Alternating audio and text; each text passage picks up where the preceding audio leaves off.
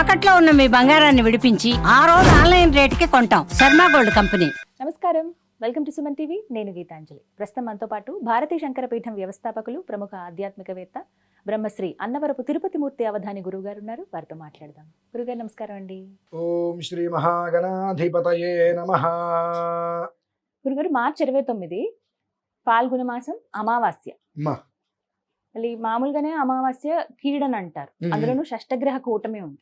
అవును, ఆ ప్రభావం కూడా ఉంటుందన్న. అసలు కీడు అంటే ఎవరికి కీడు జరగబోతోంది, ఎలాంటి కీడు, వాటి నుంచి బయటపడాలంటే ఎలాంటి పరిహారాలు చేసుకోవాలి, వివరించండి. ఓం యత్తే దేవా అదధర్భాగధేయమమావాస్యే సంవసంతో మహిత్వా సా నో యజ్ఞం పిపురుహి విశ్వవారే రయిన్నో ధేహి సుభగే సువీరం. అమావాస్య మహాకీడు, పరమకీడు, ఉత్కృష్టమైన కీడు అని చెప్పి మన వాళ్ళందరూ అంటూ ఉంటారు. అలాగే ఆ రోజు నాడు ఏదైనా ప్రయోగాలు లాంటివి ఉంటే ఉపసంహారం చేసుకోవడానికి కొంతమంది ప్రయత్నం చేస్తూ కొన్ని ప్రయోగాలు చేయడానికి చాలా సిద్ధపడుతూ ఉంటారు. చేతబల్లటువంటి చేయడానికి ఎక్కువగా ఆ రోజుని నిర్ణయించుకుంటూ ఉంటారు. నాకు ఇందులో అర్థం కాని విషయం ఒకటి ఉందండి. ఒక నెలకి 15 తిథులు, అంటే ఒక పక్షానికి పౌర్ణమి నుంచి అమావాస్యకి 15, అమావాస్య నుంచి పౌర్ణమికి 15.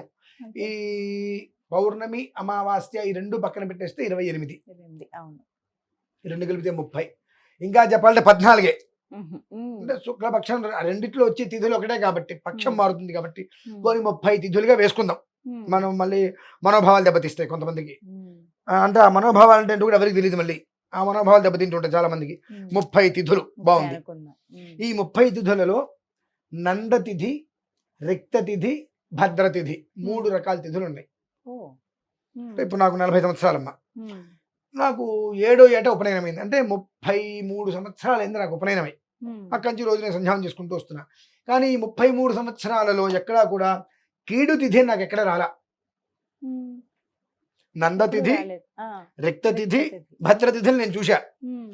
కీడు తిథి అనేటువంటిది నేను ఎక్కడా కూడా చూడలా.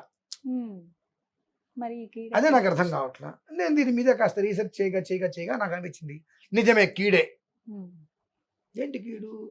అమావాస్య అనగానే 10 మంది జీవితాలని నాశనం చేయాలని చెప్పి కొంతమంది నెగిటివ్గా ఆలోచించే వారి మనస్తత్వాన్ని మించినటువంటి కీడు ఇంకొకటి లేదు అని.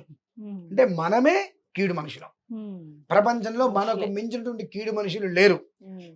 ఆ కీడు నేను కీడు అని చెప్పుకుంటే నన్ను ఎవరి దగ్గరికి రానిది కాబట్టి అమావాస్య కీడు అనేటువంటిది మనం చెప్పుకుంటూ ఉంటాం. కానీ అమ్మా, అమావాస్య చాలా అంటే చాలా ఉత్తమమైనటువంటిది, చాలా ఉత్తమమైంది. ఇంకా ఒక మాటగా చెప్పాలంటే షష్ఠగ్రహ కూటమి అనేటువంటిది అమావాస్య వలన రాబట్టి దేశం అనేటువంటిది కనీసం మాత్రం క్షేమంగా ఉంటుంది. అమావాస్య నాడు కనుక కాకుండా వేరే ఏదైనా షష్ఠగ్రహ కూటమి వచ్చిందంటే మీరు రాసి పెట్టుకోండి, ఉభయ భ్రష్టత్వం తప్పదు. అమావాస్య అంత మంచిదమ్మా. శ్రీకృష్ణ పరమాత్మే ధర్మయుద్ధాన్ని కాంక్షి అమావాస్య రోజు నాడు యుద్ధానికి విజయ ముహూర్తం కోసం నిర్ణయించాడు. అంతకన్నా మనం గొప్ప వాళ్ళ మాట కాదు అని చెప్పడానికి మనమెంత, మన బ్రతుకెంత. అమావాస్యను పెట్టుకొని కీడు అంటే అందుకనే మనకు ఆ కీడు పట్టే శంకరుని బట్టి మనకు బ్రతుకు లేకుండా పోతున్నాయి. అన్ని తిథులలో పౌర్ణమి కన్నా 1000 రెట్లు గొప్పదమ్మా అమావాస్య. అదే అమావాస్య శనివారం రావడం యోగం కూడా. శనివారం వచ్చింది సార్. అమావాస్య యోగం. అష్టమి నుంచి లెక్కేసుకోండి. మొన్న అష్టమి శనివారం, మొన్న కాదు రేపు 22 అష్టమి శనివారం, ఖచ్చితంగా 8వ రోజు శనివారం అమావాస్య.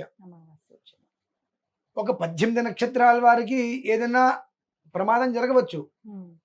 అందులో గత 20 రోజులుగా 30 రోజులుగా అనుభవించేటువంటి వాళ్ళకి కాస్త ఉపశమనం పొందవచ్చు. శనివారం రావటము అమావాస్య చాలా మంచిదమ్మా. దాన్ని కీడు అనుకోవడానికి వీల్లేదు. ఒక మగ మనిషితో ఇంకొక మగ మనిషి కూడా అర్ధరాత్రి నడవలేని పరిస్థితులు. ఇప్పుడు ఆడ మనిషి కాదు, ఇంకొక మగ మనిషే నమ్మలేని పరిస్థితులు. ఒక పశువుని ఇంకొక పశువు, ఒక పులిని ఇంకొక పులి నమ్ముతుంది. కానీ ఒక మనిషిని ఇంకొక మనిషిని నమ్మలేకపోతున్నాడని ఇక్కడ కీడు ఎవరిదమ్మా? ఎవరు? మనమే కీడు మనుషులు. మనకు మించిన కీడు ప్రపంచంలో ఎవరికీ లేదు. కానీ ఆ విషయాలు చెప్పుకుంటే మనలతో మాట్లాడరు, మనల్ని వెలేస్తారు. కాబట్టి అమావాస్య కీడు, అమావాస్య కీడు కదా, అందుకనే అనర్థాలు జరిగి వీడే వ్యధ పనులన్నీ చేస్తాడు. మళ్ళీ చేసే దుర్మార్గ పనులన్నీ వీడే. అని ఎప్పుడు కూడా అమ్మ సర్వేషాం అమావాస్య అంటారు. ప్రతి మాసానికి ప్రారంభం. అమావాస్య రాత్రి గడిచింది అని అంటే ఆ చీకటి ఉన్నటువంటి ఘడియలు ఏవైతే ఉన్నాయో ఆ ఘడియలు నీ జీవితం నుంచి వెళ్ళిపోతున్నాయి. నువ్వు ఎలా తీసుకుంటావు అలా. ఆ చీకటి ఘడియలు నీ జీవితం నుంచి వెళ్ళిపోతున్నాయి, నువ్వు తీసుకుంటావా? అమావాస్య వచ్చేసింది, మేఘాల ఆకాశాన్ని కప్పేసేసి చీకటి అయిపోయింది అనుకుంటావు, నీ బ్రతుకుంది. మరి ఏం చేయాలండి ఈసారి? మామూలుగా ఎప్పుడైనప్పటికీ కూడా అమావాస్య అంటే ఇంట్లో ఎన్ని దీపాలు వెలిగిస్తే అంత మంచిది. ప్రత్యేకమైన పూజలు చేసినా చేయకపోయినా దీపకాంతులు మన ఇంట్లో వెలిగినటువంటి దీపకాంతులు ఒకవేళ కరెంటు పోయినా సరే ఆ దీపకాంతులు మన ఇంట్లో బంగారపు వర్ణంలో ఇల్లుని తీసుకొస్తే చూసారండి, అంతటి సువర్ణ ప్రకారంగా గృహం అవుతుంది. నువ్వు 10 పెడతావా, 20 పెడతావా, 100 పెడతావా, ఓపిక. ఆ అమావాస్య చీకటిని జయించగలిగేటట్టుగా దీపాలు ఉండాలి. అలా దీపాలు కనుక పెట్టినట్లయితే ఎప్పుడూ కూడా ఆనందకరమైన జీవితం భగవంతుడు ఇస్తాడు. అయితే ఇన్ని చెప్పి ఈ అమావాస్య తప్పుదని నేను చెప్పను. కాకపోతే షష్ఠగ్రహ కూటమి అనేటువంటిది 6 గ్రహాలు పాపగ్రహాలతో వచ్చినాయి కనుక, అవునండి, పాపగ్రహంతో కూడుకుని వచ్చింది కనుక దాని యొక్క ప్రభావంతో ఈ లోకుల్లో చాలా మంది పైశాచికత్వాన్ని ప్రదర్శన చేస్తారు. అంటే 4 రోడ్ల కూడలిలో ఈ దిష్టి తీసిన పడేయటాలు, కొన్ని రకాలుగా గుమ్మడికాయలు అన్ని పడేయటాలు. ఇప్పుడు ఇది వచ్చింది కాబట్టి కొన్ని ప్రదేశాలలో చాలా మంది ఈ దుష్ట ప్రయోగాది, క్షుద్ర ప్రయోగ, పంచగిరి ప్రయోగ, శల్యతంత్రాది ప్రయోగ, బగలాది ప్రయోగ, సూరి ప్రయోగ, వార్తాళి ప్రయోగ, వారాహి ప్రయోగ, నవచండీ ప్రయోగ, శతచండీ ప్రయోగ, బుద్ధిమాంద్యాది ప్రయోగ, మహామారి ప్రయోగ, వివిధ అభిధారిక ప్రయోగాలన్నీ కూడా చేస్తారు ఈ సందర్భంగా. ఎందువల్లనంటే మరలా ఇటువంటిది ఇంత తొందరగా రాదు కాబట్టి ఎన్నో రకాల జీవాలని హింసలు చేసి ఆ రక్తంతో తర్పణ చేసి క్షుద్రాలకి ఏదో తంత్రశక్తిని సాధించుకోవాలి, అందరినీ కూడా వశం చేసుకోవాలి, వశీకరణ చేసుకోవాలి, మన గుప్పెట్లో పెట్టుకోవాలని కొన్ని ప్రయత్నాలతో ఇవన్నీ జరిపిస్తూ ఉంటారు. దాని యొక్క ప్రభావాలు ఏవి కూడా మన యొక్క పరిసరాలని కూడా తగలకుండా ఉండేందుకే ఇన్నిసార్లు ఇన్ని వివరాలుగా అక్కడికి వెళ్ళండి, కామాఖ్య అమ్మవారి దగ్గరికి వెళ్ళండి, ఈ అమావాస్య రాత్రి అక్కడ నిద్ర చేయండి. రాత్రికి ఉదయానికి 2 చోట్ల ఉంది అమావాస్య. 28 రాత్రి వచ్చింది, 29 ఉదయం. సూర్యోదయానికి రాత్రి ఉన్నదే సాధారణంగా అమావాస్య లెక్కిస్తారు కదండి. తంత్రశక్తికి రాత్రమ్మ, మంత్రశక్తికి ఉదయం. కాబట్టి ఇప్పుడు రాత్రి ఉంది, ఉదయం ఉంది, సూర్యోదయానికి ఉంది కనుక ఈ దుర్మార్గమైనటువంటి లక్షణం కలిగినటువంటి మనుషులు, విచిత్రం తెలుసా అండి, ఈ దుర్మార్గమైన మనుషులు మెల్లో ఇన్ని రకాల తాయితులు కట్టుకొని మంచి చుట్టూ తిరగరు. నార్మల్ గా గొలుసు వేసుకుంటారు, చూస్తే చాలా ఉత్తములాగా కనిపిస్తున్నారు అన్నట్టుగానే ఉంటారు. వాళ్ళు కొన్ని శక్తులు సంపాదించి మాట్లాడుతూ ఏదో రకాల మాట్లాడుతూ కూడా మనిషి మీద ప్రయోగాలు చేస్తారమ్మా. నేను చూసా. అటువంటి ప్రయోగాల నుంచి కనీస మాత్రం ఉపసంహారం కోసమే ఆ రాత్రి అక్కడ నిద్ర చేయమంటున్నా. అంటే మీరు పూజ చేసుకున్నా చేసుకోకపోయినా అక్కడికి వచ్చారు కాబట్టి అది కూడా చేసుకుందాం అనుకోవడం ఇంకా ధర్మం కాదండి. మేము కనీసం నిద్ర చేసుకుంటామన్నా సరే కనీసం, కానీ ఆ రాత్రి అక్కడ నిద్ర చేసుకోవటం వలన ఇప్పుడు చెప్పే కొన్ని ఏవి సకల దుష్ట ప్రయోగ, క్షుద్ర ప్రయోగ, పంచగిరి ప్రయోగ, శల్యతంత్రాది ప్రయోగ, బగలాది ప్రయోగ, సూరి ప్రయోగ, వార్తాళి ప్రయోగ, వారాహి ప్రయోగ, నవచండీ ప్రయోగ, శతచండీ ప్రయోగ, బుద్ధిమాంద్యాది ప్రయోగ, మహామారి ప్రయోగ, వివిధ ఆభిచారిక ప్రయోగ, శనిపాత, అష్టాదశ పక్షవాత ప్రయోగ, గురుబాధ, వృశ్చిక తంత్ర, సర్పతంత్ర, శరభతంత్ర, నారికేల తంత్ర, నానావిధ అన్న పాన భక్ష్య భోజన మిశ్రితాది విషాది ప్రయోగాలు, 28 నక్షత్రాలు ఏవైతే ఉంటాయో అలాగే 27 రకాల ప్రయోగాలమ్మా ఇవి. ఈ ప్రయోగాలన్నీ కూడా చేసేటువంటి వాళ్ళు ఉద్యుక్తులు అవుతారు. రేపు అష్టమి నుంచి మొదలు పెడతారు వాళ్ళంతా కూడా. అష్టమి నుంచి మొదలు పెడతారు ఇక వీళ్ళు మొదలు పెట్టుకోవటాలు. ఈ యొక్క తంత్ర విద్యల్ని అనేక రకాలుగా దుష్ట సంహారంగా, అంటే దుష్ట సంహారము అంటే వాళ్ళ దృష్టిలో దుష్టులు అంటే మనం దుష్టులం, మన దృష్టిలో దుష్టులు అంటే వాళ్ళు క్షుద్ర ప్రయోగాలు చేసేవాళ్ళు మంచి వాళ్ళు కాదు. వాళ్ళ దృష్టిలో దుష్టులు అంటే ఎవరు? మనం. దేవతలకి రాక్షసులు, రాక్షసులకి రాక్షసులు దేవతలు అన్నట్టుగా వాళ్ళు రేపు అష్టమి నుంచి దాని యొక్క ప్రయోగాలు మొదలుపెట్టి చేస్తూ ఉంటారు. కనుక ఇన్ని 27 ప్రయోగాలు ఉన్నాయి మొత్తం. ఈ 27 ప్రయోగాలు వీళ్ళు మనలా కాదండి.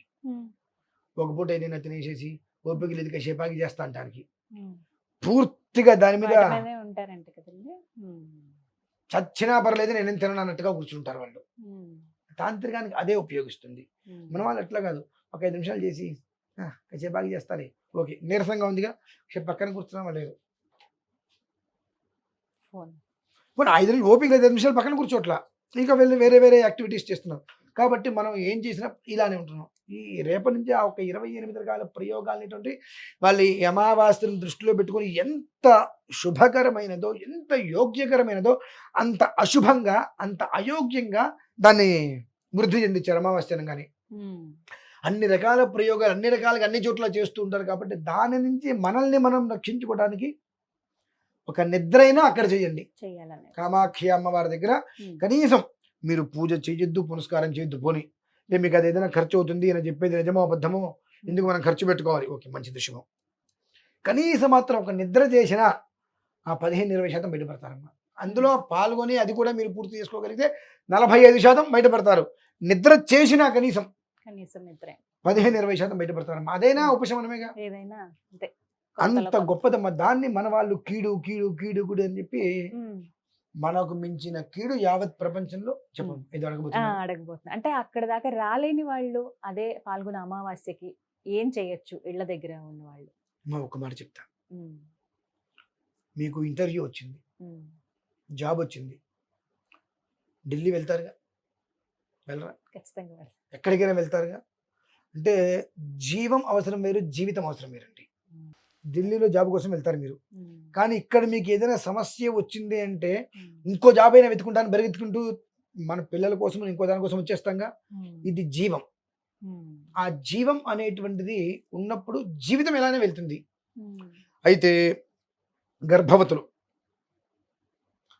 వృద్ధాప్యంలో వచ్చి ఒకవేళ కదలలేని వారి ఉన్నట్లయితే వారి అనుమతి తీసుకొని వారి పిల్లలు రావచ్చు. వారి యొక్క అనుమతి తీసుకొని వారి పిల్లలు రావచ్చు. రెండవ పక్షం ఏంటంటే గోశాల ఎక్కడైనా ఉంటే గోశాలలో నిద్ర చేయటం లేదు, కనీసం గోధూళి ఇంటికి తెచ్చుకొని ఆ గోధూళి పక్కన పెట్టుకొని కనీసం నిద్ర చేయటం అనేటువంటిది ఇంచుమించు అటువంటి ఒక ఫలితాన్ని అది ఇస్తుందమ్మా. అంటే గోధూళికి ఎంత శక్తి ఉందండి. గోశాలకి వెళ్ళి అడగాల్సిన అవసరం ఏముంది, ఆవు తిరిగి మట్టి తెచ్చుకొని ఇంట్లో పెట్టుకున్నా, ఆ ధూళి పక్కన పెట్టుకుని పడుకున్నా అంతటి శక్తి ఇస్తుందమ్మా మనకి. అంటే ఎట్లా ఇది శరీరం శుష్కించి ఏమాత్రం పరిస్థితి ఉన్నప్పటికీ కూడా నేను వెళ్ళగలను, నాకు ఆ పరిస్థితి లేదు కాబట్టి నేను అనారోగ్యంతో అనేక కదలలేని పరిస్థితి రీత్యా నేను వెళ్ళలేనుకున్న వారికి ఇది ఉపశమనం. అదండి పరిస్థితి. ఈ విధంగా ఆ రోజున సాధ్యమైన వాళ్ళు వెళ్ళటమే శ్రేయోదాయకం. కామాఖ్య వెళ్ళండి, లేకపోతే గనక ఇళ్ల దగ్గర ఈ విధంగా పాటించండి. ఈ కనీసం గోధూళి తెచ్చుకొని చక్కగా దగ్గర పెట్టుకొని ఆ రాత్రి నిద్ర చేసుకోగలిగితే చాలా శ్రేయదాయకం. చక్కగా వివరించారండి. ధన్యవాదాలు గురువు గారు.